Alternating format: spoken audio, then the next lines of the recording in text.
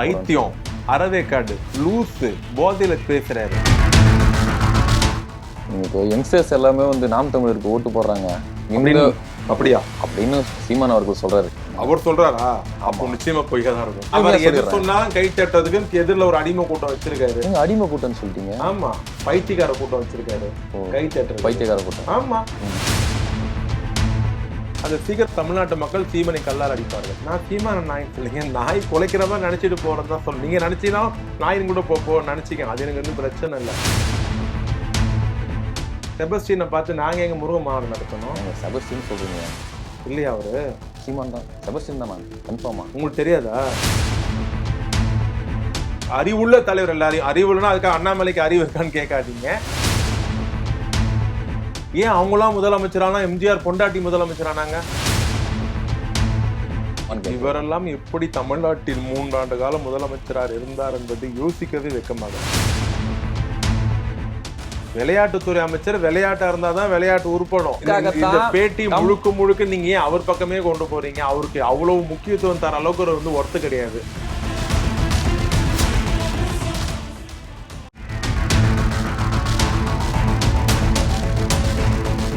எம்நாடு நேயர்களுக்கு வணக்கம். இன்று நாம் சந்திக்கக்கூடிய நபர் திமுகவின் முன்னணி பேச்சாளர் திரு சைதை சாதிக் அவர்கள். இப்போ உதயநிதி ஸ்டாலின் அவர்கள் எப்போது துணை முதல்வராக பதவியேற்பாருன்னு எல்லாரும் ஒரு பேச்சு ஒன்று வந்துருக்கு. அவங்க பதில் கொஞ்சம் சொல்லுங்க சார்.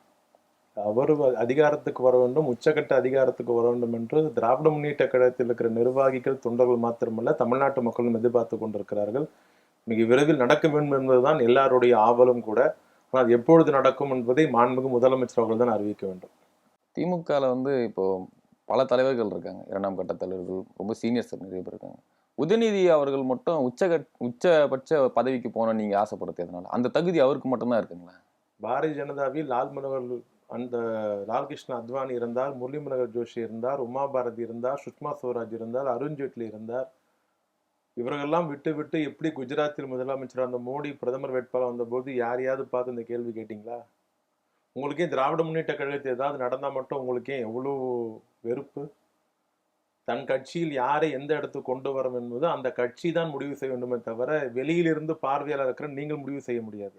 எதுக்காக இப்போ மோடியும் உதயநிதியும் ஒப்பிட்டு பேசுறீங்க சார்? நீங்க ஒப்பீடு இல்ல, அது இந்த கட்சியை மட்டும் கேட்கிற நீங்க அதை கேட்டீங்களா? எம்ஜிஆர் மறைந்த வாஜ்பாயின் மகன் இல்லல மோடி. என்னங்க? வாஜ்பாயின் மகன் இல்லல மோடி. வாஜ்பாய்க்கு அடுத்த கட்ட 10 தலைவர் இருந்தாலே 10 தலைவரை மீறி இவர் எப்படி வந்தார் தான் கேட்கிறேன். அவர்களோட மகன் இல்லையே அவரு. மகன் இல்லைங்க. அப்ப அத்வானிக்கு தகுதி இல்லையா? அந்த கட்சியில இருந்த யாருக்குமே ஏன் அங்கே இருந்து அவர் வந்தார்? அந்த கட்சிக்கு அவர் தேவைப்பட்டார். நான் அது தவறா நியாயமன் வாதிக்க வரல. அந்த கட்சிக்கு அவர் தேவைப்பட்டார். அதே போல் எங்கள் கட்சிக்கு அவர் தேவைப்படுகிறார். எங்கள் கட்சி இன்னும் 50 ஆண்டு காலம் வலிமையோடு இருப்பதற்கு, கருப்பு சோப்பு கொடியை தூக்கி பிடிப்பதற்கு, சங்கிகளுக்கு சிம்ம சொப்பனாக இருக்கிற எண்ணிக்கைக்கு இறந்தலைவர் அண்ணன் உதயநிதி ஸ்டாலின் தான். நாங்கள் விரும்புகிறோம். எங்கள் கட்சியில் நீங்கள் கட்சியில உறுப்பினராக இருந்து 10 ரூபாய் கார்டு வாங்கிட்டு வந்து கட்சிக்கு உழைச்சி கிளைக்கழக செயலாளர் இருந்து கேள்வி கேட்டா அதுக்கு பதில் சொல்லலாம். வெளியில பார்வையில் இருக்கிற நீங்கள் எங்கள் கட்சியில் என்ன நடக்குது என்பது கேள்வி கேட்பதற்கு எந்த விதமான அதிகாரம் இல்லைன்னு தான் உதாரணம் சொன்னேன். 10 தலைவரை மீறிதான் பிரதமர் வேட்பாளராக மோடி வந்தார். ஏன் வந்தார்? நாங்க கேட்கலையே. அந்த கட்சிக்கு அவர் தேவைப்பட்டார். அதனால அவர் 26 இடத்துல இருந்து தூக்கி உள்ள வச்சாங்க. அந்த மாதிரி என் கட்சிக்கு அவர் தேவைப்படுறாரு. தேவைன்னா இப்ப நீங்க சொல்றீங்க அவர் எங்களுக்கு தேவைப்படுறாரு. அந்த அவருக்கு இருக்கிற அந்த தகுதிகள் இப்ப திமுகல பிறரிடம் இல்லை அப்படின்னு சொல்றீங்களா? இல்ல அவர் தான் அதுக்கான வலிமை படைத்தவர்? இதுக்கு எல்லா கேள்விக்கும் பதில் நான் முதல் கேள்வியே சொல்லிட்டேன். இது தகுதியா, அவருக்கு தகுதி இருக்கா, இவருக்கு தகுதி இருக்கான்ற பிரச்சனை அல்ல. அப்போ அத்வானிக்கு தகுதி இல்லையா, முரளி மனோகர் ஜோஷிக்கு தகுதி இல்லையா, உமா பாரதிக்கு தகுதி இல்லையா, இல்ல எம்ஜிஆர் மறைந்த போது யார் முதலமைச்சரானாங்க? நடமாடும் பல்கலைக்கழகம் அண்ணாவால் சொல்லப்பட்ட நாவல் அந்த கட்சியில் இல்லையா? பண்டுடி ராமச்சந்திரன் இல்லையா? முத்துசாமி இல்லையா? எஸ்டி சோமசுந்தரம் இல்லையா? இதே சத்தியவாணி முத்து அப்பாங்க இல்லையா? ஏன் அவங்களாம் முதலமைச்சரானா எம்ஜிஆர் பொண்டாட்டி முதலமைச்சரானாங்க? என்ன காரணம்? அன்னைக்கு யாரும் போய் கேட்கலையே. இவ்வளவு பெரிய தலைவர்லாம் இருக்கிறாங்க, அவர் விட்டு எங்க அவர் மனைவி முதலமைச்சர் ஆக்குறீங்கன்ட்டு. அந்த கட்சிக்கு அவர் தேவைப்பட்டார். ஆகையால் அவர் முதலமைச்சர் ஆக்கப்பட்டார். பாஜகவிற்கு 20 முன்னணி தலைவர்களை தள்ளிவிட்டு 21வது ஆள் அந்த மோடி தேவைப்பட்டார். அவர் பிரதமர் ஆக்கப்பட்டார். எங்களுக்கு எங்கள் கட்சி இன்னும் வலிமையோடு ஆக்குவதற்கு, இன்னும் இந்த கட்சி 20 ஆண்டு காலம் 25 ஆண்டு காலம் ஆட்சியில் இருப்பதற்கு உதயநிதி தேவைப்படுகிறார். நாங்கள் கட்சியில முன்மொழிந்து வரவேற்கிறோம். எங்கள் கட்சியில அதுக்கு வரவேற்பு இருக்கிற பொழுது வெளி முகாம் இருக்கிற உங்களுக்கு அந்த சலசலப்பு. திரு எடப்பாடி பழனிசாமி வந்து ஒரு ஒரு ஒரு ஒரு சொல்ல ஒண்ணு சொல்றாரு. என்னன்னா, விளையாட்டுத்துறை அமைச்சர் விளையாட்டா செயல்படுறாரு. இங்க வந்து ஒரு கார் ரேஸ் நடத்தணும்னா மைதானத்துல போய் நடத்த வேண்டியது தானே. இங்க எக்மோர் ரயில்வே ஸ்டேஷன் இருக்கு. அதுபோல வந்து பள்ளிகள் இருக்கு. முக்கியமான மருத்துவமனைகள் இருக்கு. அந்த சாலையில தான் நீங்க வந்து கார் ஓட்டணுமா? அங்கதான் கார் பந்தயம் நடத்தணுமான்னு கேட்கிறாரு. இவரெல்லாம் எப்படி தமிழ்நாட்டில் 3 ஆண்டு காலம் முதலமைச்சராக இருந்தார் என்பதை யோசிக்கவே வெக்கமாக இருக்கு. வெக்கமா இருக்கா? எதுக்கு அந்த கடுமையான வார்த்தை எதுக்கு? இருங்காட்டுக்கோட்டையில தான் கார் ரேஸ் நடத்துறாங்கன்னு எங்களுக்கு தெரியாதா? குழந்தை கூட தெரியும். சரியா? நாங்க ஏன் கார் ரேஸ் அங்க நடத்துறோம்? திமுக இளைஞரணி நடத்துதா? திமுக அமைப்பு நடத்துதா? தனிப்பட்ட உதயநிதி ஸ்டாலின் நடத்துறாரா? இல்ல. தமிழ்நாட்டு விளையாட்டு மேம்பாட்டு ஆணையத்தின் சார்பில் நடத்தப்படுகிறது. அந்த விழா சென்னையில் இந்த பகுதியில் நடந்தால் எதற்காக நடத்துறாங்க? அது நடத்தினா விளையாட்டுத்துறைக்கு என்ன நன்மை? இதனால் எதிர்காலத்தில் விளையாட்டு போட்டிகள் சென்னையில் நடப்பதற்கு சர்வதேச விளையாட்டு சம்மேளனமும் ஆணையமும் அங்கீகாரம் கொடுக்கணும். பல்வேறு விஷயங்கள் இருக்கிறது. இந்த பக்கம் ஹாஸ்பிட்டல் இல்லையா, அந்த பக்கம் எக்மோர் ஸ்டேஷன் இல்லையா, எதோட முடிச்சு போடுறாரு? விளையாட்டுத்துறை அமைச்சர் விளையாட்டா இருந்தாதான் விளையாட்டு உருப்படும். இந்தியாவில் ஒன்றிய மோடி அரசாங்கம் 450 கோடி ரூபாய் விளையாட்டுத்துறைக்கு ஒதுக்கி தந்திருக்கிறது. மத்திய ஒன்றிய அரசாங்கம் பணம் கொடுத்திருக்கிறது உத்தரப்பிரதேசத்துக்கு 450 கோடி. அங்கிருந்து ஒலிம்பிக்கு போனவங்க 4 பேரு. பாஜக ஆள்ற மாநிலத்துக்கெல்லாம் 300 கோடி 400 கோடி கொடுத்திருக்கிறாங்க. எல்லாமே 2, 3, 4 பேர் தான் போயிருக்கிறாங்க. வெறும் 20 கோடி பேர் ஒதுக்கின 20 கோடி ரூபாய் ஒதுக்கின ஒன்றிய அரசாங்கம் தமிழ்நாட்டு விளையாட்டுத்துறை கொடுத்திருக்கிற தொகை வெறும் 20 கோடி. தமிழ்நாட்டிலிருந்து 11 பேர் ஒலிம்பிக்கில் கலந்து கொண்டிருக்கிறார்கள். புரியுதுங்களா? அதாவது நீ நிதி கொடுத்தாலும் கொடுக்கவில்லை சொன்னாலும், தமிழ்நாட்டை நீ புறக்கணித்தாலும், தமிழ்நாட்டு இளைஞர்கள் நீ வஞ்சித்தாலும் எங்கள் அரசு பாதுகாக்கும் உதாரணம் தான் மாண்புமிகு விளையாட்டுத்துறை அமைச்சர் உதயநிதி ஸ்டாலின் நிர்வாகத்தில் மிக சிறப்பாக செயல்பட்டு கொண்டிருக்கிறார். நிர்வாகத்தில் இருக்கிற குறையை சொல்லுங்கள். நீங்கள் பேசுறதெல்லாம் அவதூறு. நான் எடப்பாடி பழனிசாமி பணியோடு கேட்பது, தெரிந்தோ தெரியாமலோ தமிழ்நாட்டின் வரலாற்றில் நீங்கள் ஒரு 3 ஆண்டுகளும் முதலமைச்சராக இருந்து விட்டீர்கள். ஒரு மிகப்பெரிய கட்சியினுடைய தலைவர், தமிழ்நாட்டின் பிரதான எதிர்கட்சி தலைவர், நீங்கள் சொல்லுகிற வார்த்தை கவனிக்கப்பட வேண்டும். நீங்கள் சொல்லுகிற வார்த்தை ஆளுங்கட்சியை தர்ம சங்கடத்தில் பதில் சொல்லத்துக்கு ஆளாக்க வேண்டாம். நீங்க சொல்லு சில்லித்தனமா பேசுறீங்க, விளையாட்டுத்தனமா பேசுறீங்க. உங்க வார்த்தையில வலு இல்லை, உங்க வார்த்தையில வீரியம் இல்லை, உங்க வார்த்தை புறக்கணிக்கத்தக்க வார்த்தையா இருக்க தவிர அரசாங்கம் பதில் சொல்கிற வார்த்தையாக உங்கள் பேச்சும் உங்கள் செயலும் இல்லை. இது அவருக்கும் அவர் கட்சிக்கும் மிகப்பெரிய கேடு. இப்போ தமிழக அரசு வந்து பல திட்டங்களை தொடர்ச்சியாக முன்னெடுத்துட்டு வராங்க. அதில் தமிழ் புதல்வன் திட்டம் இப்போ கொஞ்சம் ஒரு 2 நாட்களுக்கு முன்னே அமல்படுத்தினாங்க. அதை வந்து சீமான் என்ன சொல்றாருன்னா, எல்லாருமே திராவிடன் பேசுறீங்களே, திராவிட புதல்வன் வைக்க வேண்டியது தானே அப்படின்னு ஒரு கேள்வியை முன் வைக்கிறாரு. அதுக்கு உங்களான பதில்? கண்டிப்பா பரிசீலிக்கலாம், தப்பு இல்லை. அவருக்கு எரிச்சல். என்ன எரிச்சல்? அவர் வந்து விரக்தியின் எல்லைக்கே போயிருக்கிறார், புலம்ப ஆரம்பிச்சிருக்கிறார். பிஜேபி RSS ஏஜென்டா மாறி இருக்கிறார். இப்ப சமீபத்துல பாத்தீங்கன்னா தமிழ்நாடு பாஜகவில் யாருமே பேசுவதில்லை, அதிகமாக பேசுவதில்லை, முந்திரி கோட்டத்தனமா பேசுறதில்லை, அவதூறோ ஏதோ ஒண்ணு பேசுறத சைலண்டா அமுக்கி வாசிக்கிறாங்க. அது நோக்கம் தோல்வியா இருக்கலாம். டெல்லி கொடுத்த இல்ல, அது நோக்கம் வேற மாதிரி சொல்றாரு சீமான். சொல்றாரு பாஜகவோட மெயினான பி டீம் வந்து திமுக தான் சொல்றாங்க. சொல்லி முடிக்கிறேன். யார் பி டீம்னு பத்திரிகையாளர் தெரியும், டிவி பார்த்தா தெரியும், பேப்பர் படிக்கணும் பார்த்தா தெரியும். சரியா? எல்லாம் அமைதியா இருக்கிற போது பாஜக 4 பேர் வாடகைக்கு வாங்கி இருக்கிறது. அது எப்படி வேணாலும் சொல்லலாம். எலும்பு துண்டுக்கு ஆசைப்பட்டாங்க, பணத்துக்கு ஆசைப்பட்டாங்க, இல்ல வாயை வாடகைக்கு விட்டுருக்காங்கன்ட்டு. அதுல மிகப்பெரிய முதல் ஆள் சீமான், அடுத்து GK வாசன், அடுத்து ராமதாஸ், அடுத்து அன்புமணி. இப்படி ஒரு 4-5 பேர் தமிழ்நாட்டு பாஜக இப்பொழுது செய்தி தொடர்பாளராகவே மாறி இருக்கிறார்கள். பாஜகவின் ஊதுகுழலாக, பாஜகவின் வாயாக மாறி இருக்கிறார்கள். சீமான் எப்பொழுது அந்த அமைப்பு ஆரம்பித்தார இன்று வரையில் கரை சேர முடியல. அவராலே ஒரு தொகுதியில ஜெயிக்க முடியல. அவர் என்னதான் தமிழ் தேசியம் பேசி மக்களை ஏமாற்ற நினைத்தாலும் இல்ல, தனித்து நிக்கிறாரு. இப்போ வந்து 8% மேல வாக்கு வாங்கியிருக்காரு. வளர்ச்சி 10 வாங்கினாருங்க. முதல் தேர்தல 2வது தேர்தல வாங்குறதெல்லாம் இல்ல, எத்தனை சதம் ஓட்டு வாங்குனீன்றதெல்லாம் இல்ல, எந்த இலக்கு அடைஞ்சீங்க அதுதான். நீங்க எந்த தேர்தலையா சீமான் ஒழுங்கா பேசியிருக்காரா?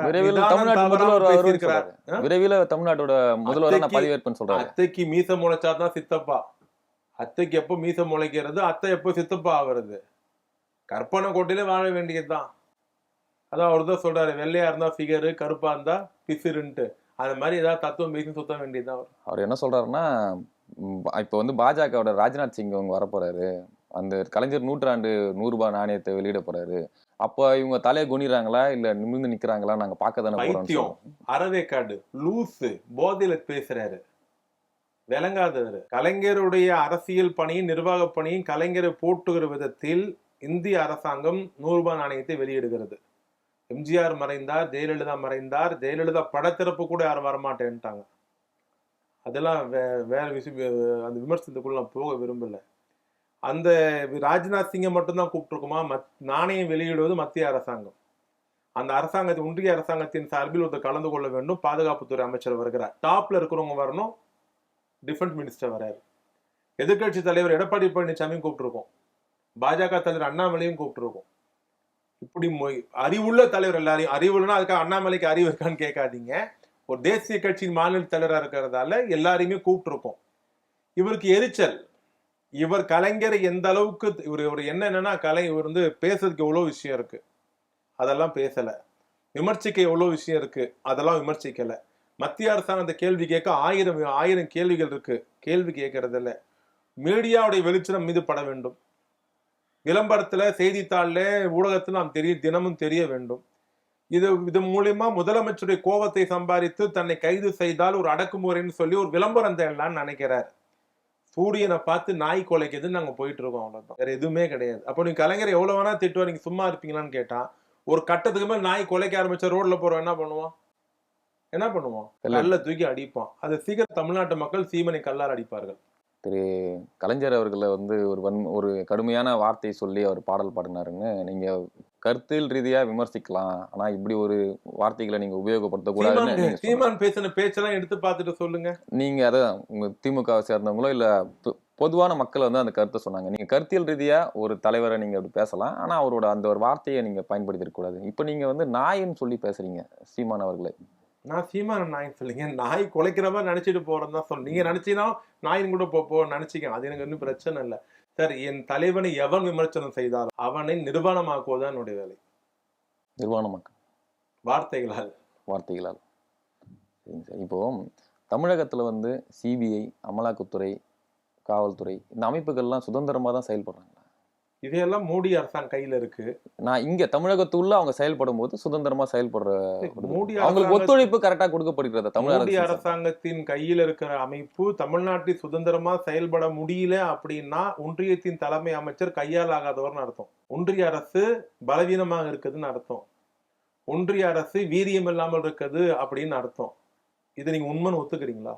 இல்ல, அதாவது ஒரு அமைப்பு, ஒரு மத்திய அமைச்சர் கீழே வர ஒரு அமைப்பு, அந்த அமைப்பு தமிழகத்துல எங்களால சரியா செயல்பட முடியல அப்படின்னா கேட்டிருக்காரு. என்னென்ன காரணம்? இன்னும் எத்தனை பொய் சொல்ல போறீங்க? செந்தில் பாலாஜி ஜாமீன் கொடுக்கணும், ஓபன் ஸ்டேட்மெண்ட் அவங்களே சொல்றாங்க. தமிழக அரசு இந்த வழக்கை தாமதப்படுத்துதுன்னு அமலாக்கத்துறை சொன்ன ஸ்டேட்மெண்ட்டை படிச்ச நீங்க பாலாஜி தரப்பு வழக்கறிஞர் சொன்ன கேள்விக்கு கேட்டி படிச்சீங்களா? என்ன தாமதம்? எதுல தாமதம்? போன முறை ஜாமீன் வந்தப்போ என்ன சொன்னீங்க? அதுக்கு முன்னாடி ஜாமீன் வந்தப்போ என்ன சொன்னீங்க? நீதிபதி எத்தனை முறை கேள்வி கேட்கிறாரு? பென்ட்ரைவ் பிரச்சனை, வங்கி கணக்கு பிரச்சனை, அதுக்கெல்லாம் மத்திய மாநில அரசு காரணமா? நீங்க பென்ட்ரைவ்ல தப்பா பதிவு பண்ணீங்க, பென்ட்ரைவ் எங்கன்னு அமலாக்கத்துறையை பார்த்து உச்ச நீதிமன்றம் கேட்டது, அதுக்கு மாநில அரசு காரணமா? வங்கி கணக்கெல்லாம் தப்பா இருக்கே, நீங்க தாக்கல் பண்ணுங்க, இதுக்கு முரண்பாடு இருக்கே, நீதிமன்றம் கேட்டது, அது காரணம் மாநில அரசு காரணமா? இல்ல எங்களுக்கு இன்னும் அவகாசம் வேணும் கேட்டு அமலாக்கத்துறை வழக்கறிஞர் வெளியே போனாரே, அதுக்கு மாநில அரசு காரணமா?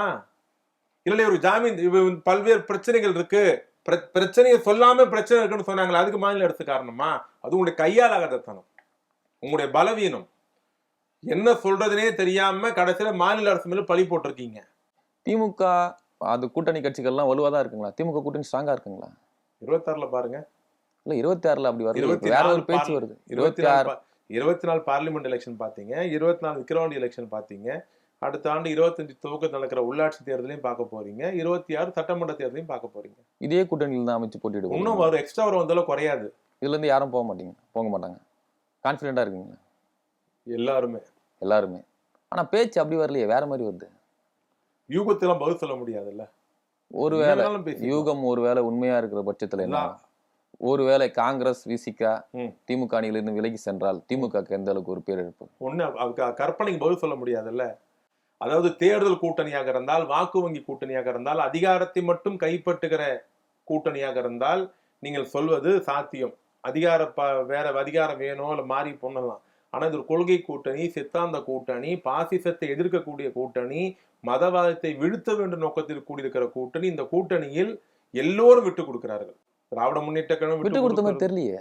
அப்படி உங்களுக்கு சொல்ல முடியாது. உங்க ஊடகத்தை விட்டு கொடுக்கல, எங்களுக்குள்ள புரிதல் இருக்கிறது. 2024 பாராளுமன்ற தேர்தலில் வந்து அந்த தொகுதி எண்ணிக்கை சம்பந்தமா பேச்சு நடத்தும் போது காங்கிரஸ் கூட 4 கட்டம் 5வது கட்டம் வரையும் பேச்சுவார்த்தை போச்சு. 25 கூட நடக்கட்டுங்க. இல்லங்க, விசிகாவும் 3 தொகுதி கேட்டாரு, 2 தொகுதி அப்புறம் ஃபைனல் பண்ணாங்க. பேச்சுவார்த்தைகள் நடந்து கொண்டே தான் இருந்தது. இழுபடியில் தானே போச்சு. நீங்க 50 கேட்கட்டும், 30 கேட்கட்டும், 60 கேட்கட்டும், கூட்டணி முடிவாச்சா?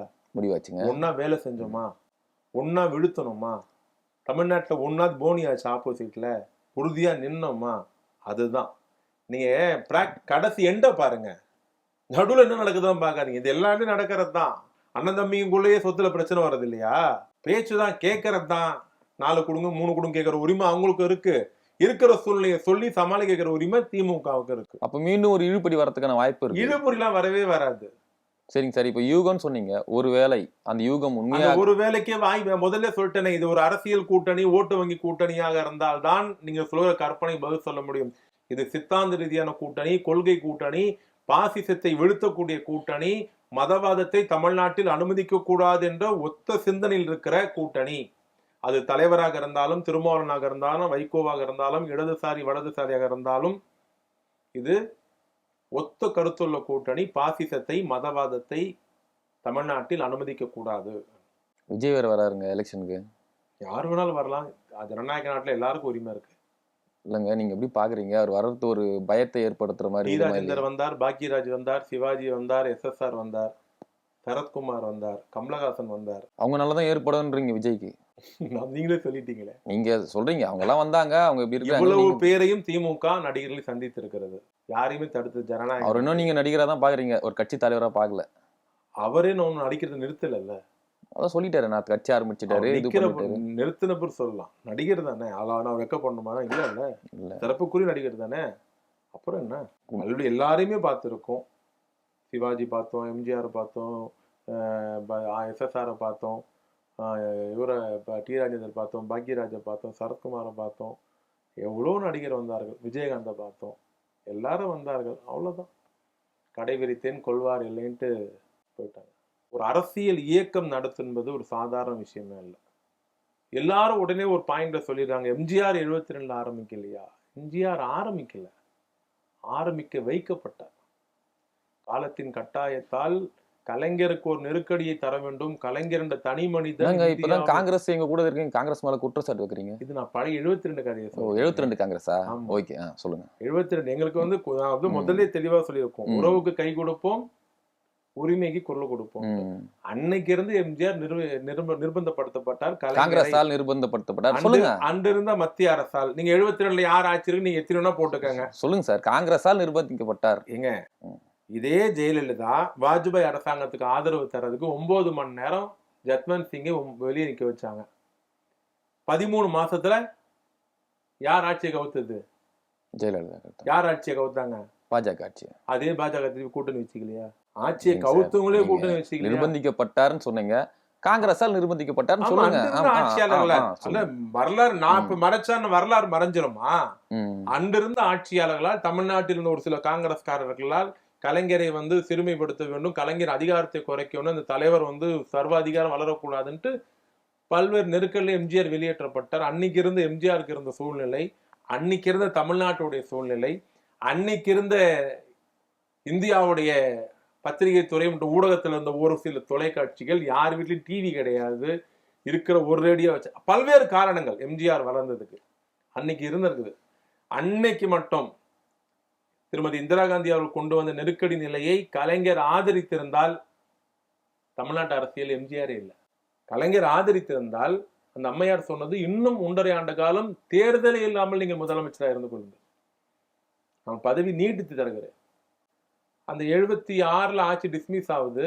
கலைஞர் எமர்ஜென்சி எதிர்க்காம இருந்திருந்தா 2 வருஷம் அவசரப்பட்டு ஒருத்தர் வளர்த்துட்டோன்னு ஃபீல் பண்றீங்களா? இல்ல, ஒரு கட்சி பதவிக்காக எந்த காலத்தையும் கொள்கையை விட்டு கொடுக்காத தலைவர் கலைஞர் சொல்றேன்.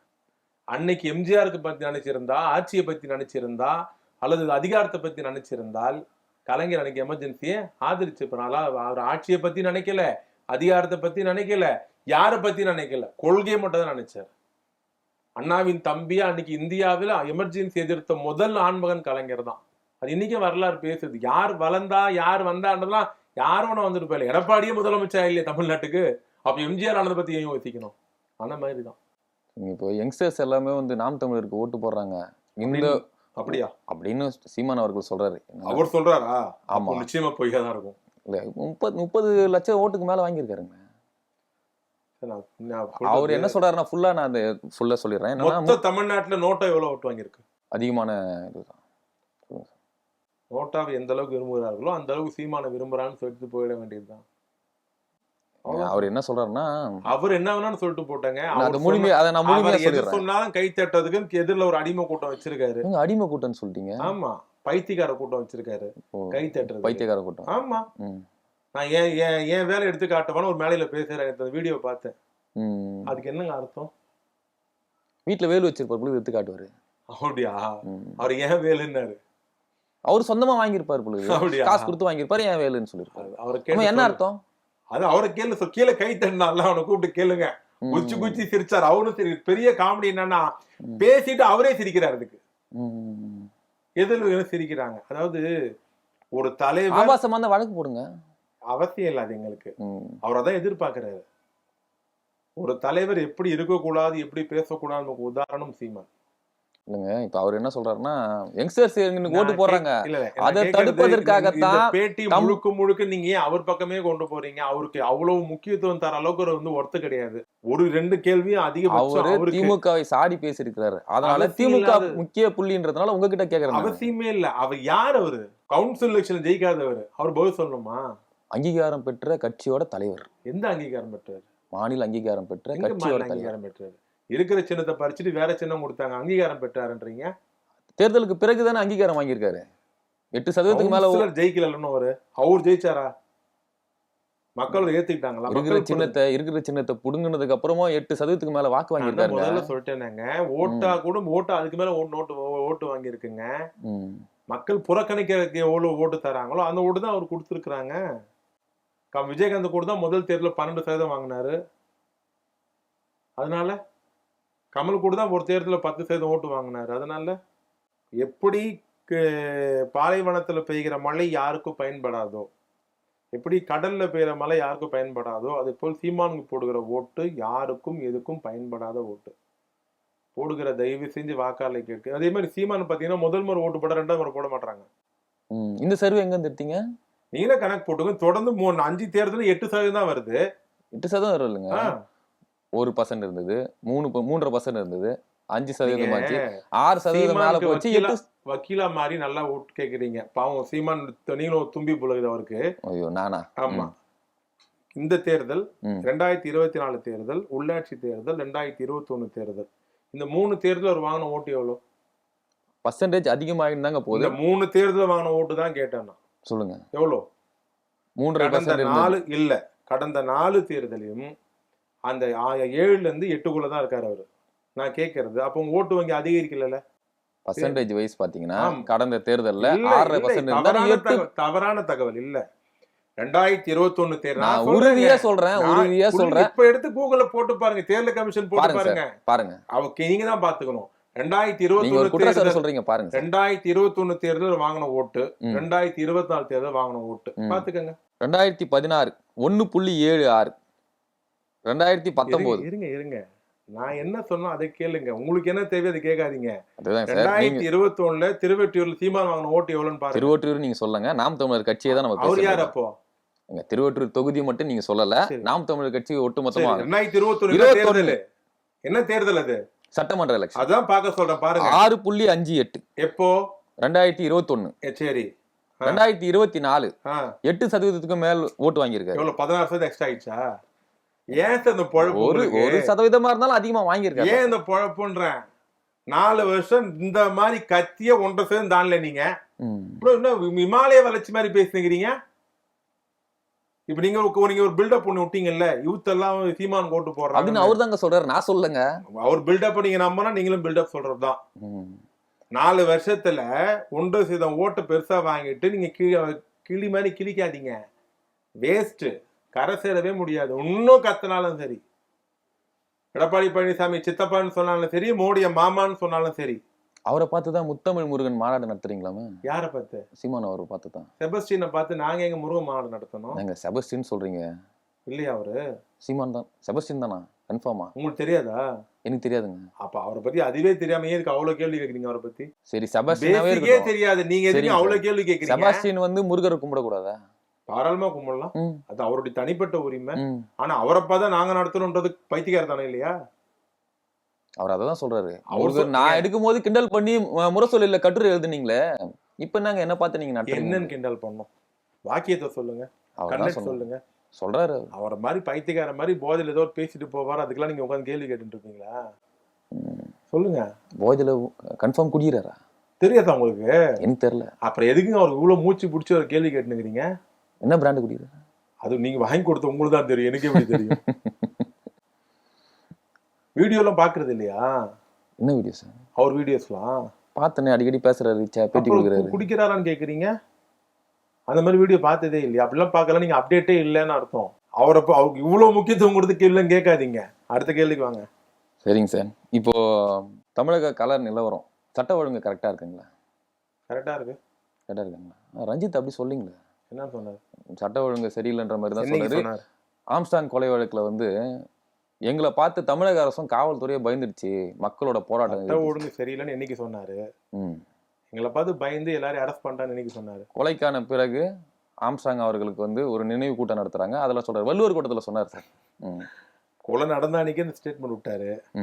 15 நாள் கழிச்சு வெள்ளக்கோட்டில் ஆர்ப்பாட்டம். எந்த ரஞ்சித் வந்து உண்மையான குற்றவாளி அரெஸ்ட் பண்ணணும், விடமாட்டேன் எல்லாம் டயலாக் எல்லாம் பேசினாரோ, அதே ரஞ்சித் ஆர்ப்பாட்டில் என்ன சொல்லிட்டாரு? எங்களை பார்த்து பயந்து நடவடிக்கை எடுத்துட்டாங்க. ஆனா அவங்களை பார்த்து தான் பயந்தீங்களா சார்? அவர் கீழே விழுந்தால் மீசையில மண்ணு ஓட்டக்கூடாதுன்னு ஸ்டேட்மெண்ட் கொடுக்குறாரு சார். அவரை பார்த்து பயந்து அரெஸ்ட் பண்ணிட்டோன்ட்டு ஆக ஒன்னும் ஒத்துக்கினார் அவரு. நிர்வாகம் நடந்தது, சட்ட ஒழுங்கு பாதுகாக்கப்பட்டது, குற்றவாளி கைது செய்யப்பட்டாருன்றதை ஒத்துக்கினார்ல, அவ்வளவுதான். அது மேல என்ன? நீங்க என்ன வேணா ஜோடிச்சீங்க, ஐ டோன்ட் கேர். யார் எதை சொன்னீங்களோ அப்படியே 15 நாள் பொறுத்து நீங்களே மாத்தி சொல்லிட்டீங்க. நடவடிக்கை எடுத்து விட்டார்கள், குற்றவாளி கைது செய்யப்பட்டிருக்கிறார்கள். இதெல்லாம் ஏன் பண்ணாங்க தெரியுமா? எங்களை பார்த்து பயந்து. உங்க நினைப்பு அப்படியா இருந்தா அப்படியே இருந்துட்டு போட்டோம். ஆனா ஒன்னும் ஒத்துக்குனீங்கல்ல, அரெஸ்ட் ஆயிட்டாங்கன்னு, அவ்வளவுதான். எங்க வேலை அதுதான். அப்போ இந்த போராட்டங்கள் இது போல நடந்தாதான் காவல்துறை ஒரு அவருடைய திருப்திக்கு எதிரில் இருக்கிற அவருடைய ஆதரவுல திருப்திப்படுத்த பேசிக்கிறார் சார். நம்ம பேசுறதால தான் அரெஸ்ட் பண்ணாங்க, நம்ம குரல் கொடுத்தால்தான் அரெஸ்ட் பண்ணாங்கன்ட்டு ஒன்னொன்னு சொல்ல வந்துட்டார். நம்ம குரல் கொடுத்ததால தான் என்கவுண்டர் பண்ணாங்க, அதையும் சொல்லியிருக்கணும் அவரு. சரியா? அவரவர் தன்னை பாதுகாத்துக்குள்ள தன் அமைப்பை வளப்படுத்த மீடியா வலிச்சம் பாரு என்ன வேணா சொல்லுவோம். ஆனா ஒண்ணும் அவரால் மறைக்க முடியல. உண்மை குற்றவாளி கைது செய்யப்பட்டிருக்கிறார்கள். அரசு விரை நடவடிக்கை எடுத்திருக்கிறது. இது அவங்களுக்கும் தெரியும், அவங்க துணைவியாருக்கும் தெரியும், வழக்கறிஞருக்கும் தெரியும், இதுக்கு யார் யார் பேசுறாங்களோ எல்லாருக்கும் தெரியும். புரியுதுங்களா? எதுவும் பேசணும், பேசிட்டு இருக்காங்க, அவ்வளவுதான். சரிங்க சார். தமிழக முதல்வரோட வெளிநாட்டு பயணம் எந்த வகையில உபயோகமா இருக்கும்? தமிழ்நாட்டு போயிட்டு வந்த பிறகு தானே தெரியும். இல்ல முன்னாடி ஒரு திட்டத்தோட தானே போறாரு? இல்ல, முதல் லண்டன் போனாரு, அதுக்கான திட்டத்தோட வந்தாரு, பல தொழிற்சாலை வந்தது. இப்ப திருப்பி போறாரு, வந்த பிறகுதான் தெரியும் எத்தனை பேரை பார்த்தாரு, என்ன முதலீடு ஈர்த்திருக்கிறாங்கன்ட்டு. வந்தோன்னா அரசு அறிவிக்கும். எடப்பாடி பழனிசாமியும் வெளிநாடு போனாரு, தமிழ்நாட்டு முதலமைச்சர் வெளிநாட்டு போனார். ஆனா தமிழ்நாட்டு முதலமைச்சர் தான் வெளிநாட்டு போய் எத்தனை நாள் எங்கு தங்கி யார் யாரை பார்த்தோம், எவ்வளவு தொழிற்சாலை வந்திருக்கிறது, எவ்வளவு முதலீடு ஈர்த்தோம்னு வெள்ளை அறிக்கை வெளியிட்டது இந்த அரசாங்கம். ஆனா எடப்பாடி அப்பெல்லாம் வெளியே இல்லை. என்ன நடந்தது, வெளிநாட்டு போனீங்களேன்ட்டு யாருமே கேட்க முடியல. ஏன்னா அந்த புள்ளி விபரமா சட்டமன்றத்தில் எடப்பாடி எதிரில் உட்கார வைத்துக்கொண்டு, பாஜக எதிரில் வைத்துக்கொண்டு, இது போனோம், இவங்களை பார்த்தோம், இது வந்திருக்குன்ட்டு மூஞ்சிக்கு நேருக்கு நேராக சொல்லியிருக்கிறோம். அதே போல்தான் இதையும் சொல்லுவோம். மிகுந்த பணி சூழல் மத்தியில வந்து அரங்கத்துக்கு வந்து எங்களுக்காக ஒரு நேர்காணல் கொடுத்ததுக்கு மிக்க நன்றி. மகிழ்ச்சி.